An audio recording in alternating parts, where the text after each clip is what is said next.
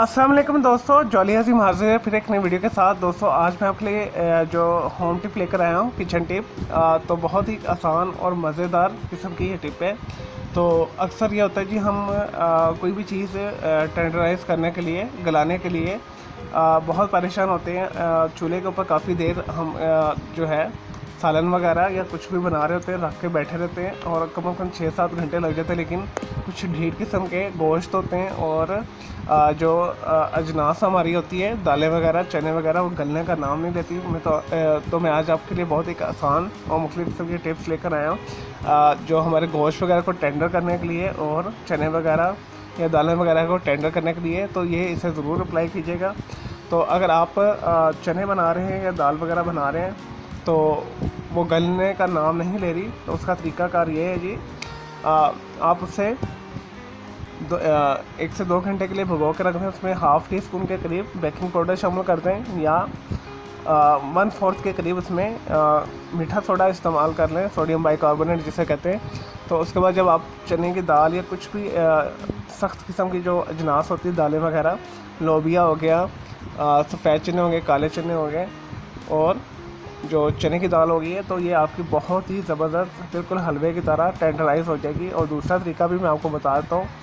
तो अगर आपने चने वगैरह और जो हमारे लोबिया वगैरह होता है, लाल लोबिया स्पेशली जो बहुत सख्त होता है, उसके लिए टिप यही है कि आप सफ़ेद चने, काले चने और लोबिया किसी भी किस्म का आप बना रहे हैं तो आप उसे कम से कम 8 से 9 घंटे भिगो के रखें। उसके बाद हमेशा उसे प्रेशराइज जो कुकिंग करें, प्रेशराइज कुकिंग से बना लीजिए। प्रेशर कुकर में आप उसे डालें और 1 घंटे के अंदर आपका तकरीबन ये बिल्कुल हलवे की तरह बिल्कुल सॉफ्ट टेंडर गल जाएगा। ये भी एक तरीका है।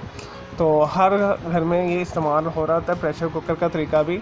तो अक्सर लोगों को नहीं पता, वो रैंडमली इनके पास टाइम नहीं होता तो फिर वो लेके बैठे रहते हैं इसे।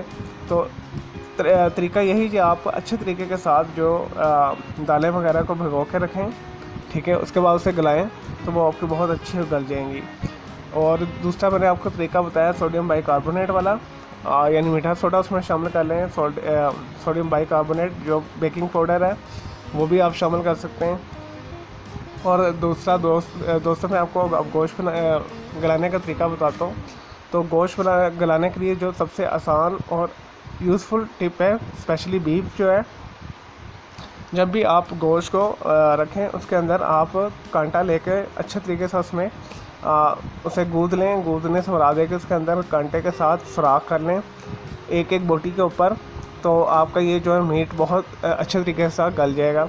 और दूसरा तरीका ये कि कचरी पाउडर मिलता है, वो भी आप शामिल कर सकते हैं और पपीता भी आप शामिल कर सकते हैं और आप वाइट विनेगर भी शामिल कर सकते हैं। ये सब गोश्त को गलाने के लिए इस्तेमाल होते हैं, चाहे वो चिकन का हो और छोटा गोश्त हो या बड़ा गोश्त हो। चिकन का तो वैसे बहुत जल्दी गल जाता है।